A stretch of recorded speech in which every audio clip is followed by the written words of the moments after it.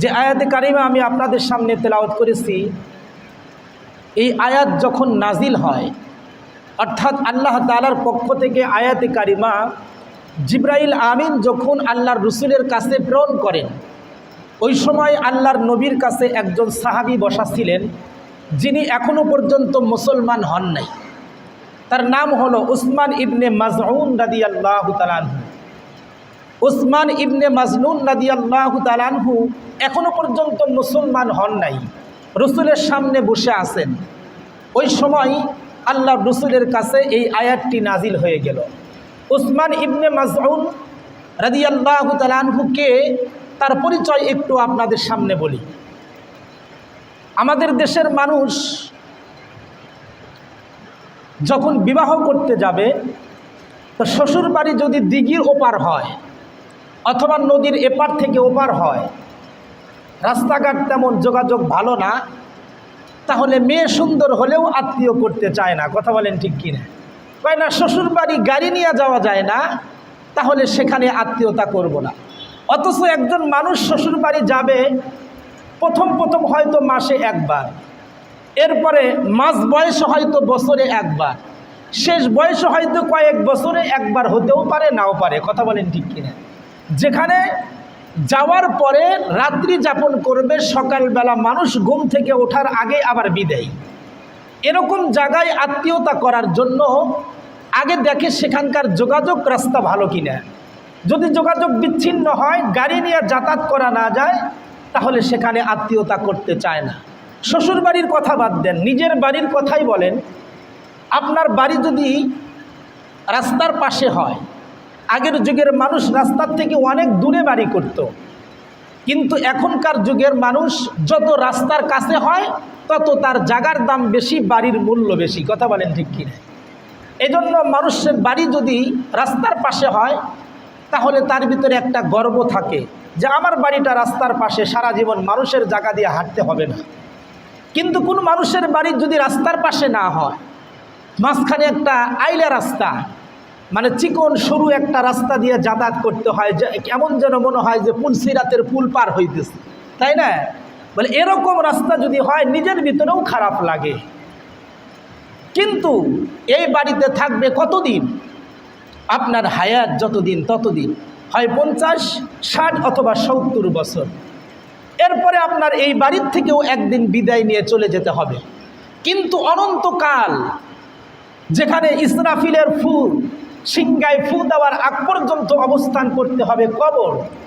এই কবরের ঘরটা কত সুন্দর হতে হবে, কেমন জায়গায় হতে হবে, এরকম চিন্তা আর পেরেশানি কিন্তু আমাদের ভিতরে নাই। কথা বলেন ঠিক কিনা? অথচ যেই জায়গায় থাকতে হবে অনন্তকাল, কিয়ামতের আগ পর্যন্ত ওখানে অবস্থান করতে হবে। কিন্তু এই পৃথিবীর ভিতরে সবচাইতে দামি একটা কবরস্থান আছে, যেই কবরের ভিতরে কিয়ামতের আগ পর্যন্ত কোনো আযাব নাই। সুবহানাল্লাহ জোরে বলেন। সেই কবরটা হলো জান্নাতুল বাকি কবরস্থান। জান্নাতুল বাকি কবরস্থানের ভিতরে যাকে দাফন করা হয়, তার কবরের ভিতরে কোনো আযাব হয় না। যেমন কোনো মানুষ যদি মদিনায় গিয়া মারা যায়, তাহলে তাকে আর মদিনার থেকে বের করা হয় না।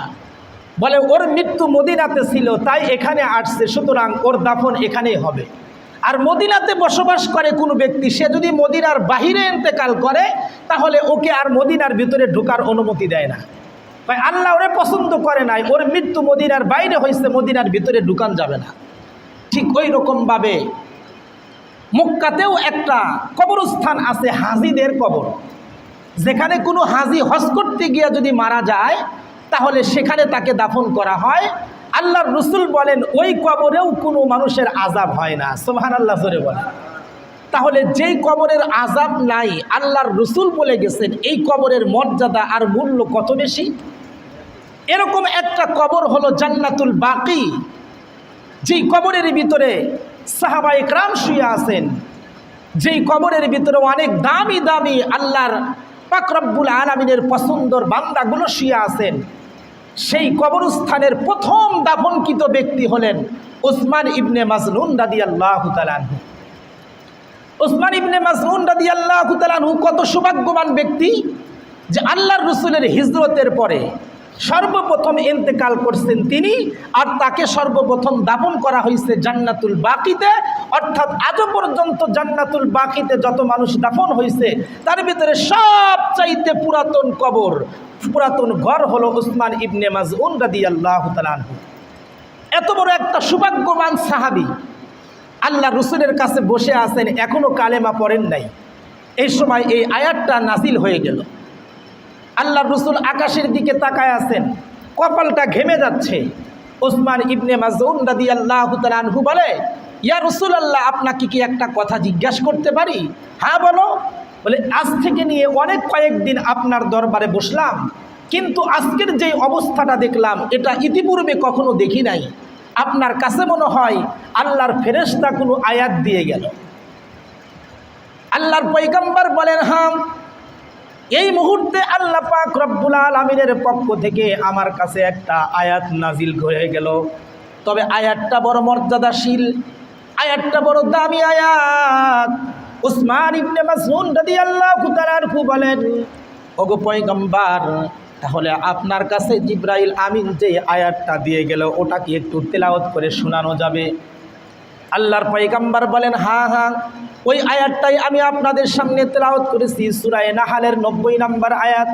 আল্লাহ পাক রব্বুল আলামিন বলেন, ইন্নাল্লাহা ইয়া'মুরু বিল আদলি ওয়াল ইহসান ওয়া ইতা'i যিল কুরবা ওয়া ইয়ানহা আনিল ফাহশাই ওয়াল মুনকারি ওয়াল বাগই ইয়া'iযুকুম লা'আল্লাকুম তাযাক্কারুন। যে আয়াতে কারিমা প্রত্যেক শুক্রবারে প্রত্যেক মসজিদের খতিবরা খুতবার ভিতরে পড়েন। এই আয়াতটা প্রত্যেক শুক্রবারে আমরা বলে থাকি আর শুনে থাকি। এই আয়াতে কারিমাটাই আল্লাহ পাক রব্বুল আলামিন ওই দিন নাজিল করে দিলেন। আর উসমান ইবনে মাজউন রাদিয়াল্লাহু তাআলা আনহু আয়াতে কারিমার তেলাওয়াত শুনে বলে, এই কথাগুলো পৃথিবীর কোনো মানুষের কথা হতে পারে না। ও নবী, আপনি আমার এই কালেমা পড়ে দেন, আমি মুসলমান হয়ে যাই। সুবহানাল্লাহ জোরে বলেন। এই আয়াতে কারিমার তেলাওয়াত শুনে উসমান ইবনে মাজউন রাদিয়াল্লাহু তাআলা আনহু মুসলমান হয়ে গেলেন। এজন্য এই আয়াতে কারিমা খুতবার ভিতরে তুলে দেওয়া হয়েছে, স্থানী খুতবায় প্রত্যেক শুক্রবারে শোনানো হয়। কেন? কারণ এই আয়াত পড়ে কাফের মুসলমান হয়েছে, সুতরাং মুসলমান যখন শুনবে তার ইমানের পাওয়ার বেড়ে যাবে। সুবহানাল্লাহ জোরে বলেন। ওয়া ইযা তুলিয়াত আলাইহিম আয়াতুহু যাদাতুহুম ঈমানা। আল্লাহ পাক রব্বুল আলামিন বলেন, যারা ঈমানওয়ালা, যারা মুমিন, তারা যখন কোরআনের তেলাওয়াত শোনে আল্লাহ পাক রব্বুল আলামিন তাদের দিলের ইমানের পাওয়ার বৃদ্ধি করে দেয়। সুবহানাল্লাহ। যত শুনবে ততই মজা লাগবে, যত শুনবে ততই মজা লাগবে। কারণ এটা ইমানই একটা জজবা, ইমানই একটা তাকওয়া, যে কোরআন তেলাওয়াত শুনলেই মজা লাগে, পড়তেই মজা লাগে। নামাজ যেদিন থেকে পড়তেছেন সেদিন থেকে শুরু করে আজও পর্যন্ত যতদিন পড়বেন ততদিন পর্যন্ত নামাজের ভিতরে সূরা ফাতিহা আপনি তেলাওয়াত করেন, ইমাম সাহেব তেলাওয়াত করেন, শুনতেছেন, আজও পর্যন্ত কি কাহারও কখনো বিরক্ত লাগছে? লাগে নাই। যতই তেলাওয়াত হয় ততই ভালো লাগে, এক একজনের কণ্ঠে এক এক রকমের মজা লাগে। সুবহানাল্লাহ। এটাই হলো কোরআনের মুজিজা। পৃথিবীর যত গায়ক আছে, পৃথিবীর যত কণ্ঠশিল্পী আছে, তার যত সুন্দর গান হোক না কেন, একবার থেকে দুইবার, দুইবার থেকে 5 বার শুনবেন আর ভালো লাগে না। কিন্তু কোরআনুল কারীমের সূরা শিফা, সূরা ফাতিহা আপনি যতবার শুনবেন ততই ভিতরে মজা লাগবে। সুবহান। তো উসমান ইবনে মাজউন রাদিয়াল্লাহু তাআলা আনহু এই আয়াতে কারিমা শুনে মুসলমান হয়ে গেলেন। এই আয়াতের ভিতরে কি বলছে? আল্লাহ বলেন, ইন্নাল্লাহা ইয়া'মুরু বিল আদল।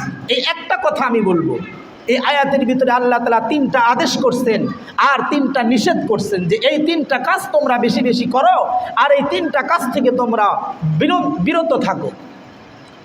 যেই 3টা কাজ করার কথা আল্লাহ তাআলা বলছেন তার ভিতরে 1 নাম্বার হলো ওয়াল আদল, অর্থাৎ তোমরা ইনসাফ করো, মানুষের উপর জুলুম করিও না। ইনসাফ এটা এমন একটা জিনিস যে ইনসাফের নিয়ত যদি কেউ করে তো আল্লাহ তাআলা রহমত নাজিল করে দেয়। সুবহানাল্লাহ বলেন। আর জুলুম এমন একটা জিনিস, আল্লাহর রাসূল বলেন, আয-যুলুমু যুলুমাতুন ইয়াউমাল কিয়ামা। জুলুম কঠিন কিয়ামতের ময়দানে মানুষের সামনে ঘোর অন্ধকার হয়ে আসবে। মানুষ কিয়ামতের ময়দানে পথ খুঁজে পাবে না, এই জুলুমটাই তার সামনে অন্ধকারাচ্ছন্ন হবে। এই জন্য জুলুম বড় মারাত্মক জিনিস। এজন্য আল্লাহ রসুল বলেন, হে আমার উম্মতেরা, তোমরা কেউ কখনো কারো উপর জুলুম করিও না, কেউ কখনো কারো উপর অত্যাচার করিও না, ইনসাফ করো। একটা পশু পাখির উপরে হলেও তুমি ইনসাফ করো। কখনো কোনো হাইওয়ান প্রাণীর সাথে জুলুম করিও না, এমনকি কোনো মানুষের উপরেও তুমি জুলুম করিও না। আল্লাহ রসুল সাল্লাল্লাহু আলাইহি ওয়াসাল্লাম জিন্দেগিতে কখনো কারো উপর জুলুম করেন নাই, এমনকি তিনি জন্মের পর থেকেই মানুষের উপরে ইনসাফ করা শুরু করছেন। সুবহানাল্লাহ, জোরে বলেন। জন্মের পর থেকেই আল্লাহ রসুল সাল্লাল্লাহু আলাইহি ওয়াসাল্লামের দুধ মা হলো তিনজনের কাছ থেকে দুধ পান করছেন। তার ভিতরে একজন হলো দুধ মা হালিমাতুস সাদিয়া রাদিয়াল্লাহু তাআলা আনহা। হালিমাতুস সাদিয়া রাদিয়াল্লাহু তাআলা আনহা যেদিন আল্লাহর রসুলকে দুধ পান করানোর জন্য তার বাড়িতে নিয়ে গেছেন, ওই দিন থেকেই তার স্তনের ভিতরে দুধ বৃদ্ধি পেয়ে গেছে। সুবহানাল্লাহ, জোরে বলেন। আল্লাহ রসুলের বরকতে। তো আল্লাহ রসুল সাল্লাল্লাহু আলাইহি ওয়াসাল্লাম তার দুধ মার স্তন থেকে যে দুধ পান করতেন, আশ্চর্য একটা বিষয় হলো তিনি সব সময় ডান পাশের স্তন থেকে দুধ পান করতেন, বাম পাশের স্তনে কখনো দুধ পান করতেন না। তো বুঝ হওয়ার পরে একদিন হালিমাতুস সাদিয়া আল্লাহর রসুলকে জিজ্ঞাসা করে, আয় মোহাম্মদ, আমি তোমার দুধ মা হালিমা বলছি, বলো তো দেখি, তুমি ছোট্টবেলা যখন দুধ পান করতে আমার ডান স্তন থেকেই শুধু তুমি দুধ পান করতে, বাম স্তন থেকে কেন পান করতে না?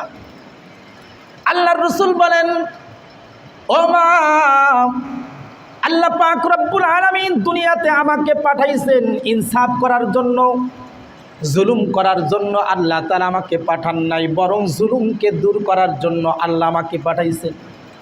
আমি যখন আপনার স্তনের দুধ পান করি তখন আমি শুধু আপনার সন্তান ছিলাম না, আপনার গর্ভের ধারণকৃত একটা সন্তানও আপনার ছিল। এজন্য আমি কখনো ডান স্তন ছাড়া বাম স্তন থেকে দুধ পান করি নাই, কারণ আমি ডানটাও খাবো বামটাও খাবো, দুটাই যদি খাই তাহলে আমার ভাইয়ের হক নষ্ট হয়।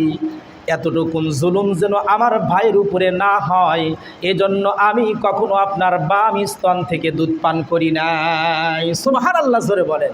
আল্লাহ রসুল জন্মের পরেই দুধ পান করা অবস্থায় কারো উপর জুলুম করেন নাই।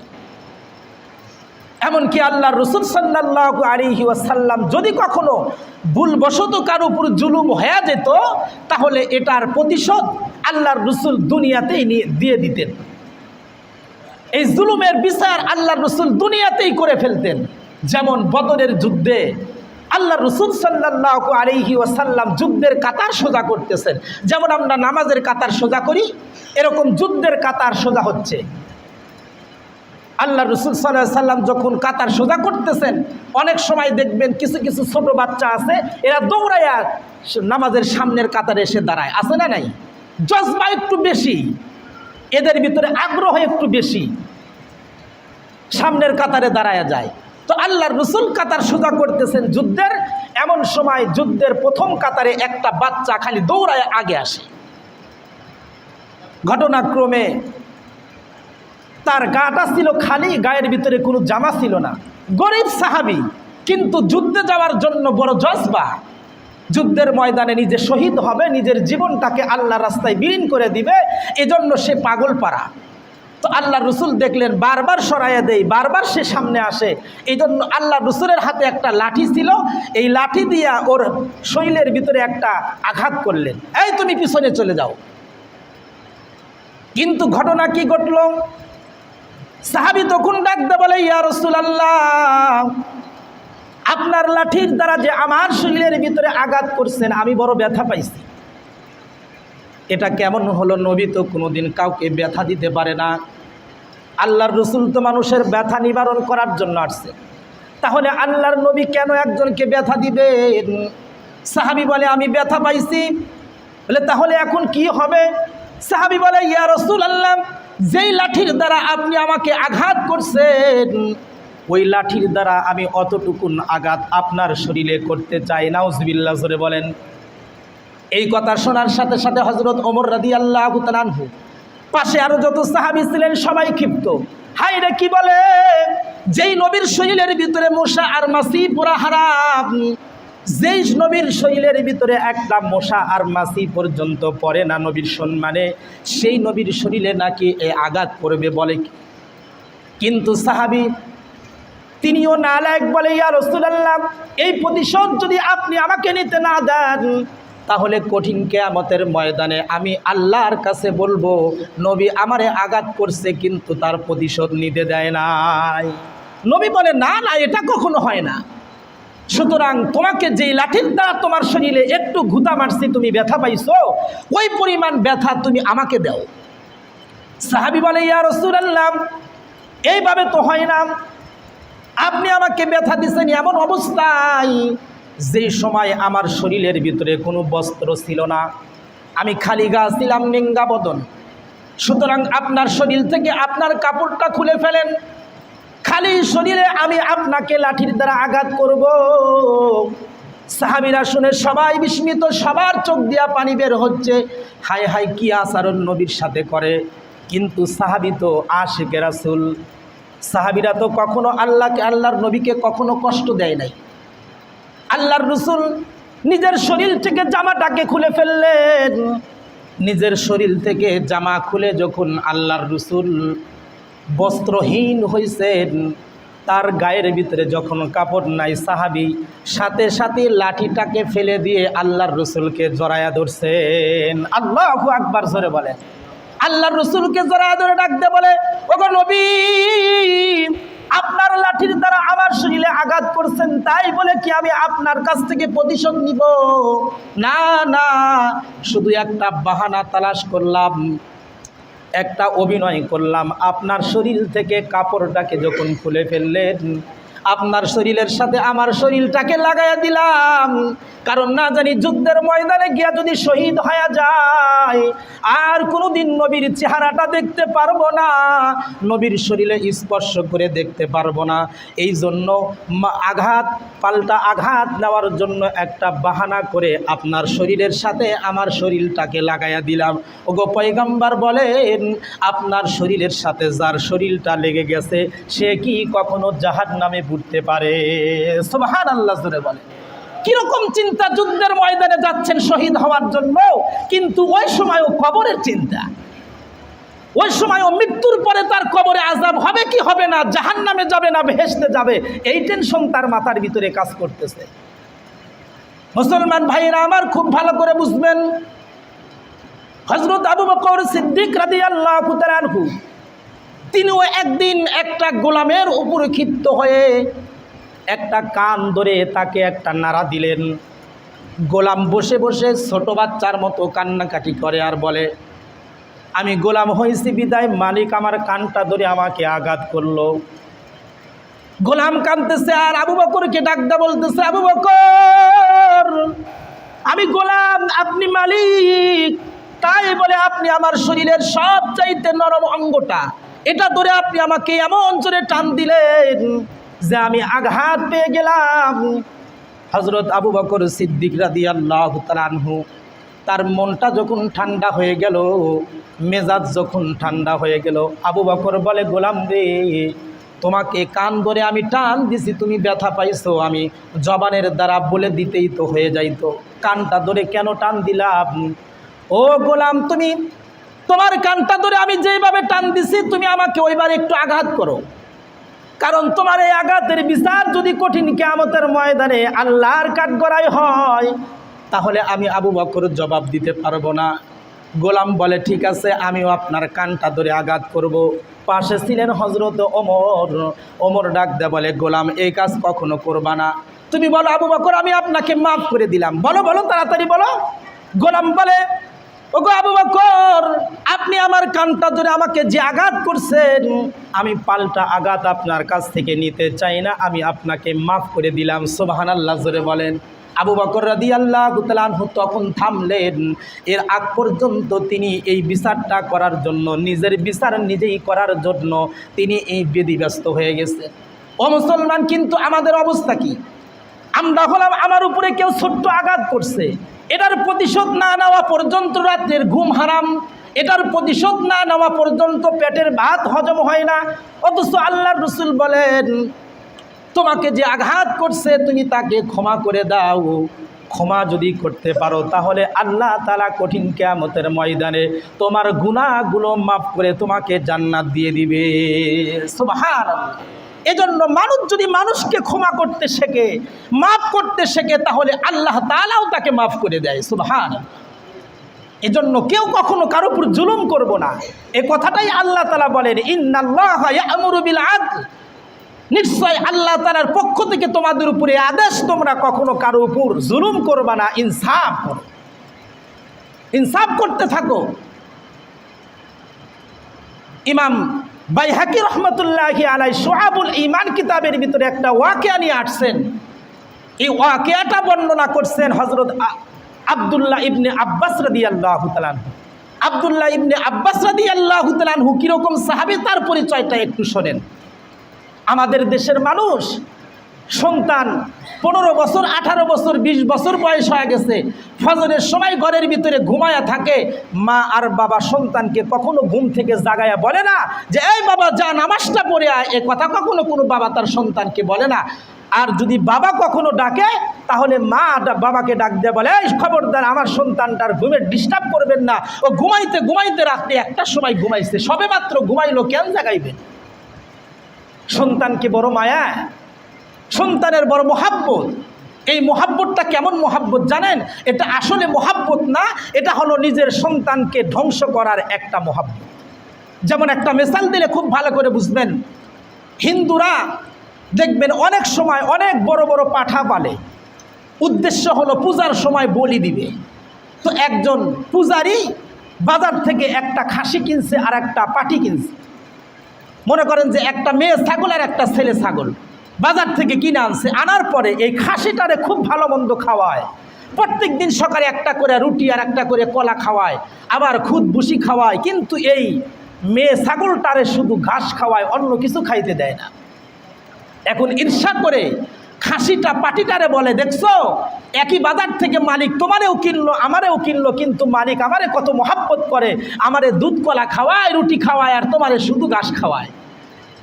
এবার পাটি ডাক দিয়ে বলে, মালিক যে তোমারে এত সুন্দর কেন খাওয়াইতেছে, কেন মোহাব্বত করতেছে, এটা বুঝবা পূজার দিন আসলে, এটা বুঝবা পূজার দিন আসলে। অর্থাৎ তোমাকে যে লালন পালন করতেছে দুধ কলা দিয়া, এমনি করতেছে না, পূজার দিন তোমাকে বলি দিবে তাই করতেছে।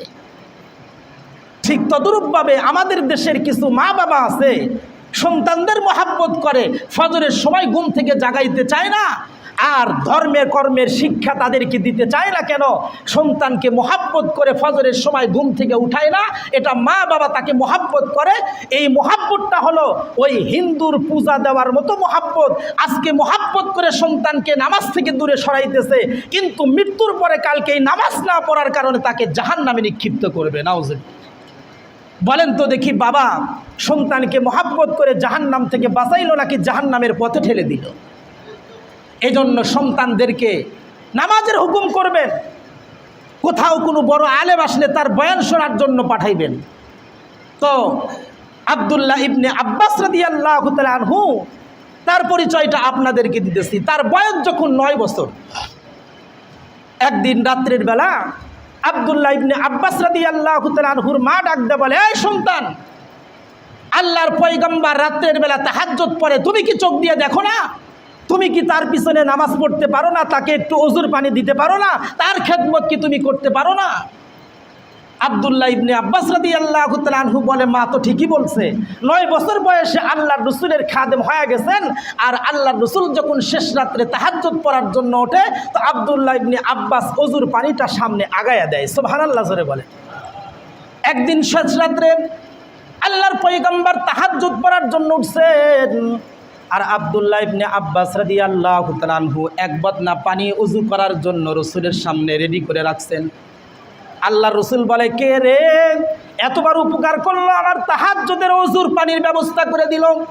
আব্দুল্লাহ ইবনে আব্বাস বলে, ইয়া রাসূলুল্লাহ, আমি করছি। আল্লাহর পয়গম্বর ওযু করে নামাজে দাঁড়ায় গেলেন, তাহাজ্জুদের নামাজে দাঁড়ায় গেলেন। আব্দুল্লাহ ইবনে আব্বাস বাম পাশে দাঁড়াইলেন। মানুষ যখন ইমামতি করে মুসল্লি যদি একজন হয় আর ইমাম যদি একজন হয়, মোট দুইজন, তাহলে ইমাম যখন নামাজ পড়াইবে একজন মুসল্লি সে বাম পাশে না দাঁড়ায় আর ডান পাশে দাঁড়াইবে। কিন্তু আব্দুল্লাহ ইবনে আব্বাস তো ছোট্ট মানুষ, বোঝে না, মাসলা তার জানা নাই। এজন্য আল্লাহর পয়গম্বর নামাজের ভিতরেই বাম হাত দিয়া বাম পাশ থেকে তাকে ডান পাশে নিয়ে আসলেন। আল্লাহর পয়গম্বর ডান পাশে নিয়ে আসলে আব্দুল্লাহ ইবনে আব্বাসকে রসুলের বরাবরই দাঁড় করায় দিলেন। কিন্তু আব্দুল্লাহ ইবনে আব্বাস একটু পিছনে চলে গেলেন। আল্লাহর পয়গম্বর হাত দিয়ে আবার সামনে নিয়ে আসেন, আবার পিছনে যায়, বারবার সামনে নিয়ে আসেন, বারবার পিছনে যায়। নামাজ শেষ করে আল্লাহর পয়গম্বর আব্দুল্লাহকে ডাক দেয়া বলে, আব্দুল্লাহ রে, নামাজের ভিতরে আমি তোমাকে বারবার আমার সামনে আমার সমপরিমাণ করে দেই, কাছাকাছি করে দেই, কিন্তু তুমি পিছনে চলে যাও কেন? আব্দুল্লাহ ইবনে আব্বাস 9 বছরের বাচ্চা ডাক দেয়া বলে, ওগো পয়গম্বর, আপনি হলেন শ্রেষ্ঠ মানুষ, আপনি হলেন শেষ পয়গম্বর, শ্রেষ্ঠ পয়গম্বর, আপনার উপরে মর্যাদা কার আছে? আপনি নামাজে দাঁড়াইছেন, আমি নামাজে দাঁড়াইয়া আপনার বরাবর কেমনে থাকি? আমি তো সাধারণ একজন মুসলমান, এই জন্য আমি আপনার পিছনে চলে আসছি। আল্লাহর পয়গম্বর আব্দুল্লাহ ইবনে আব্বাসের আদব দেখে দোয়া করলেন, আল্লাহুম্মা ফাক্কিহু ফিদ্দীন ওয়া আল্লিমহুল কিতাব ওয়াল হিকমা। আল্লাহ তুমি আব্দুল্লাহ ইবনে আব্বাসকে ইলম দিয়া দাও, হিকমতে ভরে দাও, ওকে তুমি ফকিহ বানায়া দাও। এই দোয়াটা যখন আল্লাহর পয়গম্বর করছেন, সাথে সাথে নবীর সিনাত থেকে সমস্ত ইলমগুলা ফটোকপি হয়ে আব্দুল্লাহ ইবনে আব্বাসের ভিতরে ঢুকে গেছে। সুবহানাল্লাহ জোরে বলেন। আব্দুল্লাহ ইবনে আব্বাস 9 বছর বয়সে আল্লাহ রসুলের দোয়া পেরে আলেম হয়েছেন। কিতাব প্রমাণ করে যে 13 বছর বয়সে আল্লাহ রসুল যখন দুনিয়ার থেকে ইন্তেকাল করছেন, তখন আব্দুল্লাহ ইবনে আব্বাসের বয়স হলো 13 বছর। কিন্তু আল্লাহ রসুল ইন্তেকালের পরে সবচাইতে বড় এলেমওয়ালা আর কোরআনের মুফাসসির তফসির করনেওয়ালা হলো আব্দুল্লাহ ইবনে আব্বাস। এজন্য তাকে রঈসুল মুফাসসিরিন বলা হয়, অর্থাৎ মুফাসসিরদের সর্দার। সুবহানাল্লাহ জোরে বলে। কত বছর বয়সে? মাত্র 13 বছর বয়সে। আল্লাহ রসুল দুনিয়ার থেকে চলে যাওয়ার পরে খলিফাতুল মুসলিমিন যখন হযরত আবু বকরের পরে ওমর রাদিয়াল্লাহু তাআলা আনহু যখন খলিফাতুল মুসলিমিন হলেন, তখন আব্দুল্লাহ ইবনে আব্বাসের বয়স হলো মাত্র 17 বছর। 17 বছর বয়সে খলিফাতুল মুসলিমিন ওমর রাদিয়াল্লাহু তাআলা আনহু তাকে রাষ্ট্রের বিচারক অর্থাৎ হাকিম বানিয়ে দিলেন। সুবহানাল্লাহ জোরে বলেন। 17 বছর বয়সে একজন হাকিম। এই হাকিম হওয়ার পরে আশেপাশের লোকজন ডাক দিয়ে বলে, আমিরুল মুমিনিন, এটা কি করলেন? একটা বাচ্চাকে আপনি বিচারক বানায়া দিলেন, হাকিম বানায়া দিলেন, ও কি বিচার করবে? হযরত ওমর রাদিয়াল্লাহু তাআলা আনহু বলে, তোমরা জানো না ওর সিনার ভিতরে হুবহু আল্লাহর রসুলের ইলমের ফটোকপি আছে। আমরা বিচার করতে গিয়ে, আদালত চালাইতে গিয়ে যদি কখনো কোনো ভুল করি, তাহলে ওর ইলম আমাদেরকে ধরায়া দিবে যে এটা ভুল, এটা সঠিক, এটা জায়েজ আর এটা না জায়েজ। চিল্লায়া বলেন আল্লাহু আকবার। আর আমাদের অবস্থা কীরকম জানেন? ইমাম রাখার সময় সবচাইতে বড় ভালো ইমাম যে, তাকে রাখতে হবে, বেতনের কোনো সমস্যা নাই। কিন্তু ইমাম যদি জায়েজ না জায়েজ বলে, তাহলে সমস্যা। হুজুর জায়েজটা বললো কেন, না জায়েজ বললো কেন, এটা বলা যাবে না। কখনো কখনো তো এমন দেখা যায় কোনো মসজিদের ইমাম হালাল আর হারাম বলার কারণে, সুদ আর ঘুষের আলোচনা করার কারণে, এমনকি কোরবানির জায়েজ না জায়েজ বলার কারণে চাকরিও চলে গেছে। কথা বলেন ঠিক কিনা? অথচ ওমর রাদিয়াল্লাহু তাআলা আনহু নিজে বিচার করতে গিয়া 17 বছরের ইলমদারি একজন মুফাসসিরকে বসায়া দিলেন। কেন? কারণ আমাদের ভুল যেন ধরে দিয়ে জায়েজ না জায়েজের পার্থক্য যেন ওর কাছ থেকে আমরা জানতে পারি, এই জন্য। সুবহানাল্লাহ জোরে বলে। এরকম ইলমওয়ালা আব্দুল্লাহ ইবনে আব্বাস রাদিয়াল্লাহু তাআলা আনহু বলেন কি, কিতাবের ভিতরে শুআবুল ঈমান কিতাবের ভিতরে ইমাম বাইহাকী রাহমাতুল্লাহ আলাইহি লেখেন, আব্দুল্লাহ ইবনে আব্বাস বলে, এক দেশের এক রাজা ছিল। এই রাজাটা হরিণ শিকার করার জন্য এক এলাকায় চলে গেছে। ওই এলাকায় যাওয়ার পরে একজন কাঠুরিয়ার ঘরে রাত্রি যাপন করছে। তো কাঠুরিয়ার ঘরে যখন রাত্রি যাপন করছে, তো রাজা দেখতেছে কাঠুরিয়া একটা গায়ের দুধ দহন করতেছে, কিন্তু গাইটা বড় আশ্চর্য গাই, সেই গাভীর থেকে 30 কেজি দুধ বের হয়েছে। সুবহানাল্লাহ জোরে বলে। তার মানে 30টা গাভীর সমপরিমাণ দুধ এক গাই থেকে বের হয়েছে। বালতিকে বালতি দুধ সে বের করতেছে। এবার রাজা মনে মনে নিয়ত করছে যে এই গাইটা যে কোনোভাবেই হোক, ক্ষমতার বলে হোক আর টাকার বলে হোক, ওর কাছ থেকে নিতেই হবে। এই গাইটা আমার সংসদ ভবনে থাকবে, এই কাঠুরিয়ার বাড়িতে নয়। আচ্ছা বলেন তো দেখি, এটা কি সৎ নিয়ত করছে, ইনসাফ করছে, নাকি জুলুমের নিয়ত করছে? কথা বলেন, জুলুমের নিয়ত করছে না? জুলুমের নিয়ত করছে। এই নিয়তটা যখন করছে, বাদশা চিন্তা করতেছে আজকে ওর বাড়ির মেহমান হয়েছি, ওই গাভীর দুধ দিয়েই আমাকে মেহমানদারি করাইলো, তো আজকে কিভাবে গাইটাকে জোরপূর্বকভাবে তার বাড়ির থেকে নিয়ে যায়। কিছুদিন পরে নেই, এক সপ্তাহ পর আবার শিকারের বাহানা দিয়ে এই কাঠুরিয়ার বাড়িতে মেহমান হিসাবে আসছে, কিন্তু বাদশা তো নিজের পরিচয় দেয় নাই। কাঠুরিয়া বলো, কি ব্যাপার দোস্ত, আজকেও আসছেন? ঠিক আছে, আমার বাড়ির মেহমান হয়ে যান। রাত্রির বেলা মেহমান হয়েছে, কিন্তু এই রাজার সামনে কাঠুরিয়া তার দুধ দহন করতেছে গাভীর। কিন্তু এক সপ্তাহ আগে যেই গাভীর থেকে 30 কেজি দুধ দহন করতে দেখলেন, আজকে হঠাৎ করে দেখতেছেন ওই গাভীর থেকে মাত্র 1 কেজি দুধ বের হইল। রাজা কাঠুরিয়াকে ডাক দেয়া বলে, কি ব্যাপার, এটা কি তোমার সেই গাভী নয় যেই গাভীর থেকে 1 সপ্তাহ আগে 30 কেজি দুধ বের করছো? কাঠুরিয়া বলে, হ্যাঁ সেই গাভী তো। তাহলে আজকে 1 কেজি দুধ কেন বের হইল? কাঠুরিয়া বলে, মনে হয় আমার দেশের যে বাদশা সে হয়তো জুলুম শুরু করছে। আল্লাহু আকবার, জোরে বলেন। সে হয়তো জুলুম শুরু করছে, এই জন্য আমার গাভীর দুধ কমে গেছে। তার মানে দেশের শাসক যদি জালেম হয়, দেশের শাসক যদি মানুষের উপর জুলুম করে, এই জুলুমের প্রভাবটাও দেশের নাগরিকের উপর শুধু পড়ে না, দেশের যত পশু পাখি থাকে তার উপরেও পড়ে যায়। এই জন্য দেশ থেকে রহমত আর বরকত কমে যায়, মানুষের রিজিক আর অভাব দেখা দেয়, যার কারণে হায় হায় শুরু হয়ে যায়। তো কাঠুরিয়া বলে, মনে হয় আমার দেশের রাজা জুলুম শুরু করছে, তো এই জন্য গাভীর দুধ কমে গেছে। রাজা চিন্তা করতেছে, আমি তো রাজা, এই পরিচয় যদি দেই তাহলে তো ডাইরেক্ট আসামি ধরা পড়ে যায়, যাই আজকে চলে যাই। 1 সপ্তাহ পর আবার তৃতীয়বার আবার গোলামের বাড়িতে আসছেন, কাঠুরিয়ার বাড়িতে আসছেন। এসে দেখতেছে ওই গাভীর থেকে আবার 30 কেজি দুধ বের হয়। সুবহানাল্লাহ, জোরে বলেন। তো রাজা জিজ্ঞেস করে, কি ব্যাপার, কিছুদিন আগে দেখলাম তোমার এই গাই থেকে 30 কেজি, মাঝখানে আবার 1 কেজি, আবার আজকে 30 কেজি, কারণ কি? তো কাঠুরিয়া বলে, আমার দেশের বাদশা মনে হয় ইনসাফ শুরু করছে, তো এই জন্য আবার আমার গাভীর ভিতরে 30 কেজি দুধ ফেরত আসছে। সুবহানাল্লাহ, জোরে বলে। সাথে সাথে রাজা এই কাঠুরিয়াকে বুকের ভিতরে চেপে ধরে বলে, না না, আমি কিন্তু সেই রাজা যে 3 বার পর্যন্ত তোমার বাড়ির মেহমান হইলাম। তবে শোনো রে কাঠুরিয়া, কোনো মানুষের উপর জুলুম করতে হয় না। জুলুমের যদি নিয়তটাই মানুষ করে নেয়, সাথে সাথে আল্লাহ তাআলা বরকতটা উঠায়া নেয়।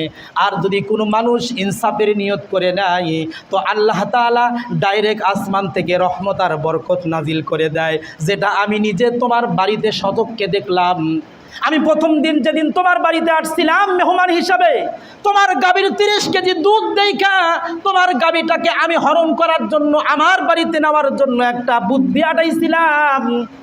কিন্তু 1 সপ্তাহ পর গাভীটা নিতে এসে দেখি তোমার গাভীর দুধ কমে গেছে, কারণ আমি জুলুমের নিয়ত করছিলাম। তো কিন্তু 1 সপ্তাহ পর আবার যখন ইনসাফের নিয়ত করছি, না না, তার গাভীটা আমি নেব না, ওর গাভী ওর কাছেই থাক, এই নিয়তটা যখন করছি, তো আল্লাহ তাআলা আবার আসমান থেকে রহমত আর বরকতের বাড়ি দ্বারা বর্ষণ করে দিছে। সুবহানাল্লাহ।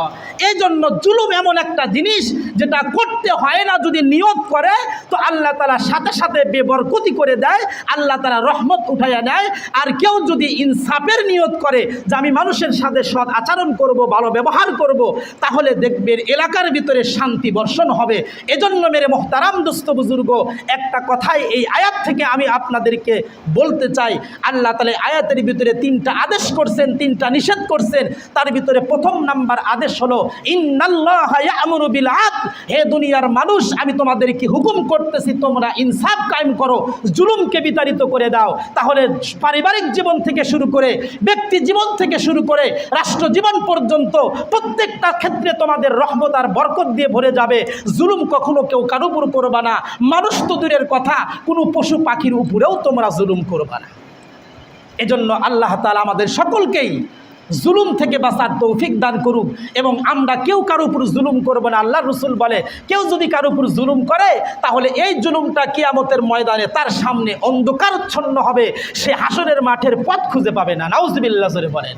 আল্লাহ তাআলা আমাদের সকলকেই আমাদের ইনসাফ কায়েম করার তৌফিক দান করুক, জুলুম থেকে বাঁচার তৌফিক দান করুন। সকলে বলি আমিন। ওয়া আখির দাওয়ানা আলহামদুলিল্লাহি রাব্বিল আলামিন।